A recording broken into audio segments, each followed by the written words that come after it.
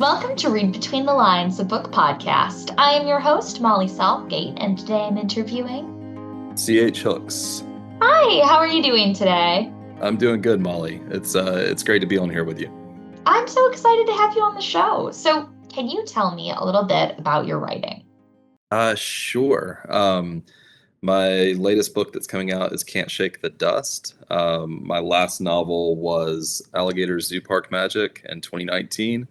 Can't Shake the Dust is about three generations of dirt track racers in the Lemon family. It's set in kind of the dustier areas of South Georgia, and it is a little near and dear to my heart. Certainly, kind of elements of my own existence and childhood have kind of entered into the equation in this book. But yeah, it's about some this family that has really kind of come to a crux, right? They've come to a point where the youngest is now racing. His father has kind of lived into his own brokenness, and they have a strained relationship with the grandfather, who's also a bar owner in town. Interesting. So, where did the inspiration for this story come from? Oh man, I grew up in South Georgia, uh, but have always kind of bounced back and forth across the Florida and Georgia line. And Where I grew up in South Georgia, we actually did have a bar called the Monkey Palace, which features kind of prominently in this book. So the idea of a space where you could have wild animals as a part of a bar was definitely part of the inspiration, and then also just um, it's always challenging, right, to consider where it is that a story comes from. For me, it could be one little snippet of conversation or one um, kind of strange snippet of a memory, even. And so for me, I went to some dirt track races when I was a kid, and it's such a different scene than any other, than certainly any other type of racing, and really any other space that you would spend a Saturday night. And Yeah, so that, and then just the idea of this family who, I mean, really where the mother works as well, her setting comes into play, and she is one of the 3 points of view from which the book is written too. Um, and she works in a space that's a pet store that sells mating pairs of pets. So it's all of these things are just kind of what ends up, I guess, getting distilled down into a story. Mhm. I think like where we come from, the places that we've seen and stuff, those can inform so much of what we write. And so I think that's very interesting hearing that that is a real bar that you'd seen and everything and how that later came through in this story through this other lens. Oh, totally. And fiction's strange like that.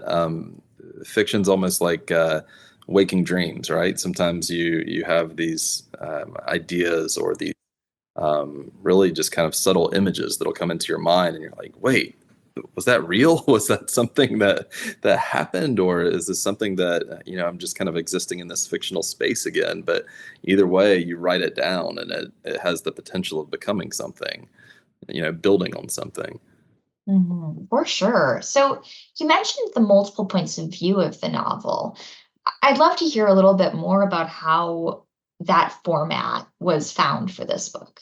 Oh, okay. Awesome. Yeah, no, man, that was a long process. I originally wrote it, I think I originally wrote it in third, no, I originally wrote it in first person from the dad, Wild's point of view. And then I rewrote it in third person, and then finally ended up back writing it in first person from the son, Little, from his point of view.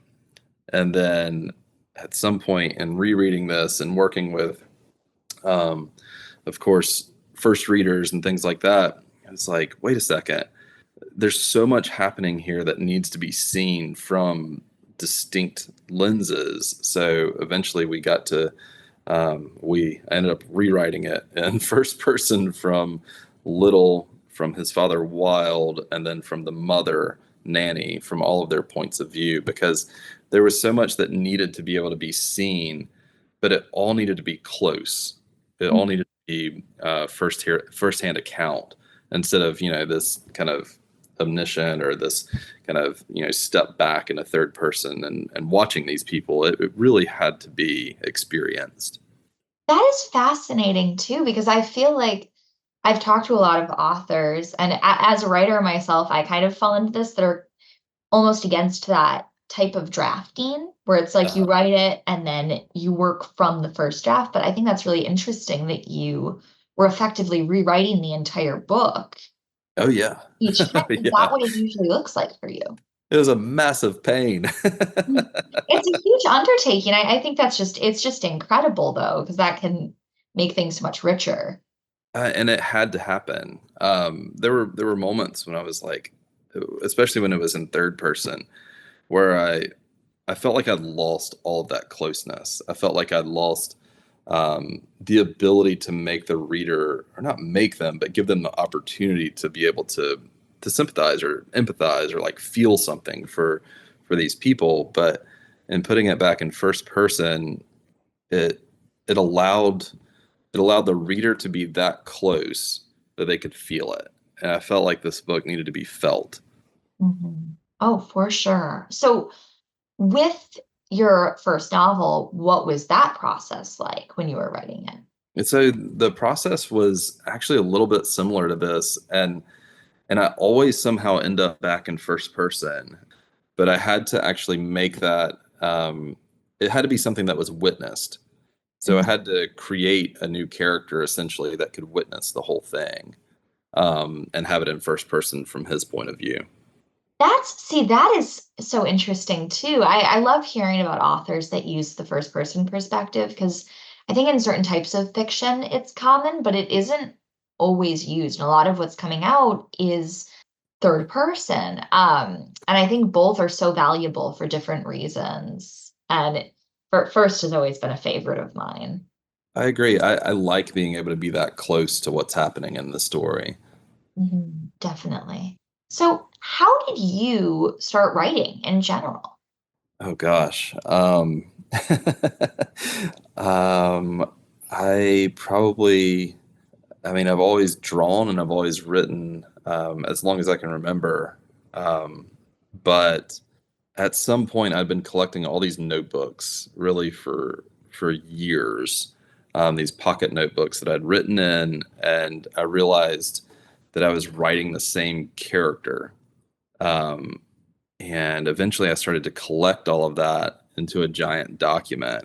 I started to transcribe that story about that character um, from those notebooks, and I ended up with this kind of massive manuscript, and that was actually all third person. And I mean, it took me probably a year and a half or 2 years to collect all of that. And then that ended up being a novel that just for really, because I didn't know any better, I self-published it. And this is, 15 years ago, at least, Mhm. um, or probably about 15 years ago. And then I realized, wait a second, I care about this a lot more than I think I realized before previously, and so I decided to go back to a writing program. I had been a psychology major in undergrad, so I realized that I needed to kind of invest more in that, and that's about that time is when I really started to take it seriously and try and treat it with maybe more respect, but also just um, more time that it demanded instead of just doing it really passively, but treating it as something that I did more actively. Yes. Yeah. I think that's so interesting what you're saying too about that sort of realization that you've been writing from this character's voice. And I think that's something a lot of us go through, and it's like such a great moment when you have that connection. It's like, oh wait, this is the person that I've been having come through in these stories. Yeah, and also this is the person that I've been becoming for probably, your whole life, but you aren't necessarily aware of it. So, how did your experience studying psychology influence your writing, or did it in any way? I definitely did. I think that it's something that, I mean, the study of human behavior, really of kind of trying to understand the human mind and understand motivation, um, and why people do the things that they do is totally essential to writing. It's the whole human element of it. And so, yeah, I mean, it absolutely informed. I mean, I use it every day, I would say. Mhm. Well, that makes sense. Yeah. So, you'd classify your novels as Southern Gothic, correct? Um, I think they get classified as Okay. Southern Gothic.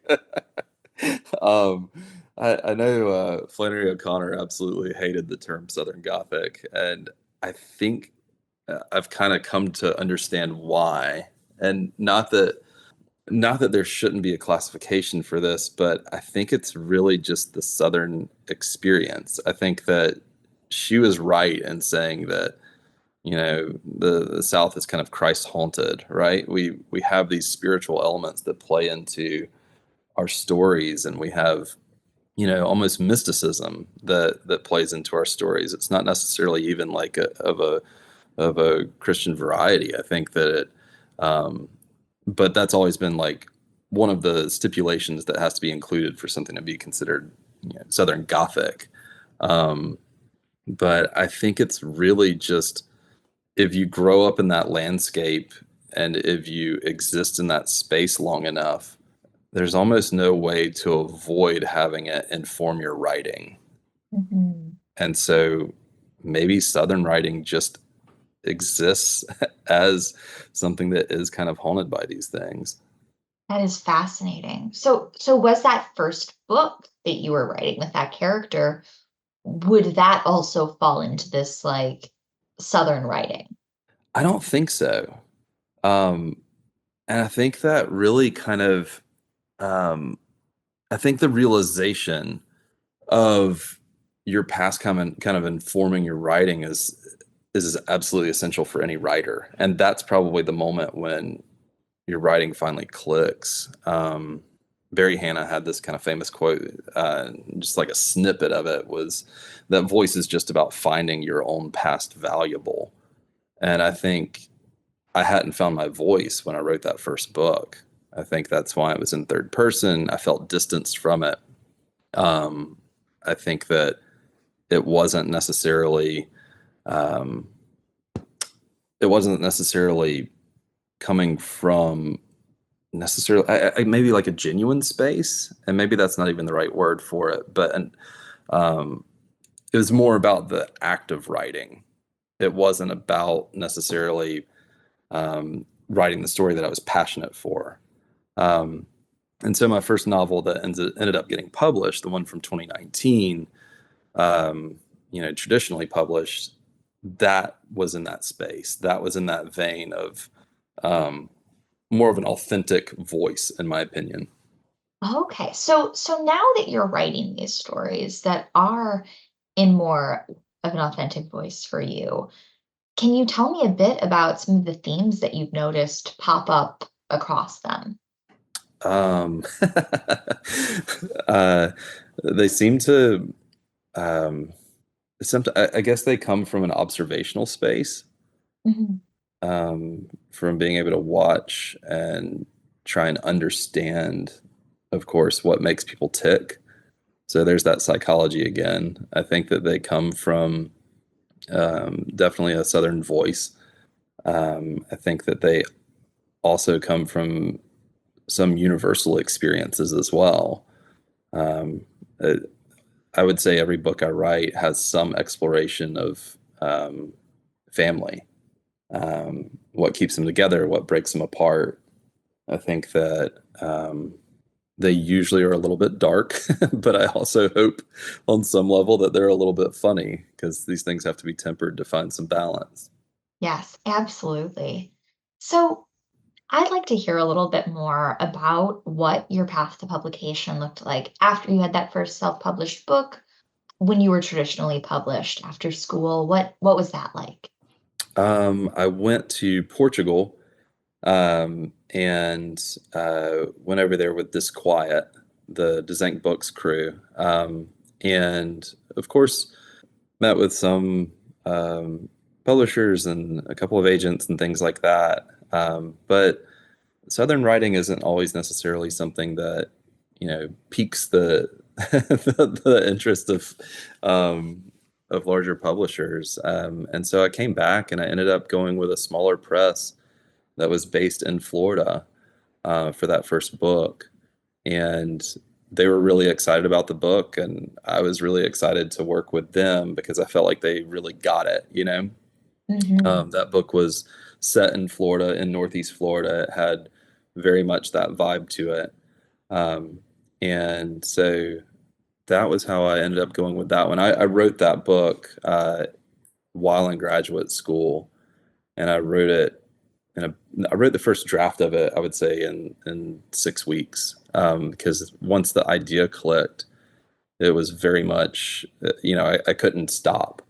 Um, and so then Can't Shake the Dust. I'd been at Swanee Writers Conference and met some of the folks from Regal Publishing or Regal House Publishing, and they were wonderful.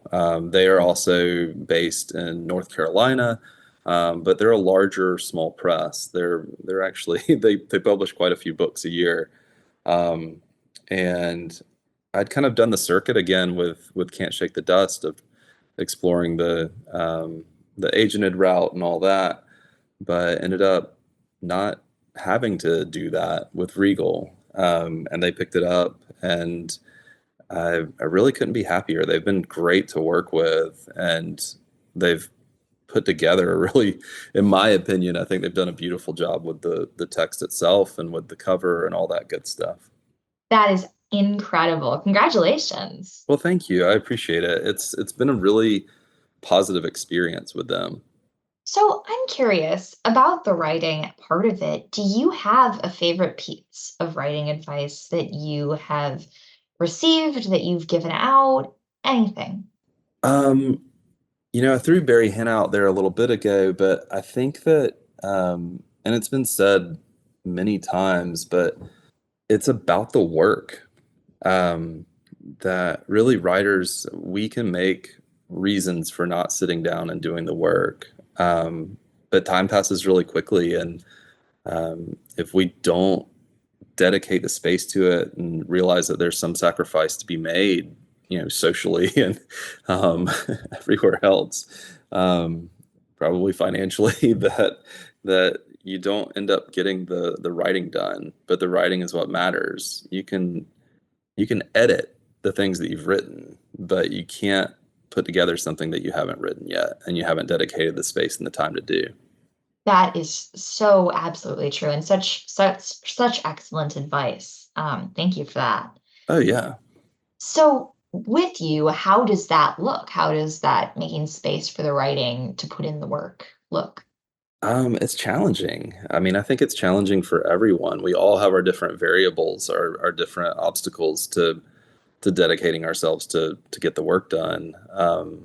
I teach college. I teach a full load at Flagler College. Um, I have two children and a wife at home. So we, you know, she works full time as well, and so we have a lot of variables, a lot of things that kind of pop up throughout the days and the weeks, and again, that time passes really quickly. But when I'm working on a project, I end up sacrificing sleep. That's the thing that goes for me. Um, I end up getting up very, very early, and I end up trying to crank out the first draft of a manuscript, like I said earlier, usually in about 6 weeks. That And is that is an amazing turnaround, I have to say. That's wild. So how close to your final drafts do your first drafts look like? oh God, nowhere close. It's really for me the reason I try and do it in such a condensed time. And I've been teaching a novel writing class at Flagler this term. The reason that I try and do it that quickly is because for me, that's the only way to actually have consistent voice for your characters, for everything to have that feeling that you want to imbue. It has to happen in that first draft, because then it gives you something to be able to come back to and build off of. But you have to be able to have, in my opinion, all of that, all the emotion that you want felt, all of the kind of the character feel needs to be there after that first draft. And so I feel like that has to happen quickly, because otherwise you start, I don't know, you read somebody else's book, or you watch some movie or something, and it starts to affect the way that you try and craft your characters. And you just have the natural distractions of life. And I feel like if you step away from a project midway, it automatically drags that project out for way too long. Yes. And I personally think that I know this is true for me, but I also know it's true for a lot of people that writers need this kind of tight turnaround sometimes because otherwise you never want to start. And there's Right. always a million excuses and it's, oh, well, I can do that at any point. But if you give yourself that deadline, if you have that internal need to like finish this story, you And it can do sounds, yeah, it sounds cheesy, but it's a goal. It's it. a, I have to set myself a real timeline and daily goals. And I have to have that kind of motivation. Otherwise, I feel like I lose it. Yes. Oh, I absolutely agree. I absolutely agree. So earlier you mentioned character feel, and I'd like to know a little bit more about what that is like and how you develop that for your stories. I need to be able to know my characters, um, to the point that I feel like I could see them out on the street and recognize them. Because otherwise, I feel like I can't make decisions like them, or I can't um, say the things that they would say. And I mean, it truly is. I mean, being a fiction writer is a strange thing. It truly is like um, having multiple personalities. But I need to be able to understand the way that they would act and their motivation and what they want. You know, their desires, even if it's not a desire that pops up in the book, I need to know what their what their favorite candy is.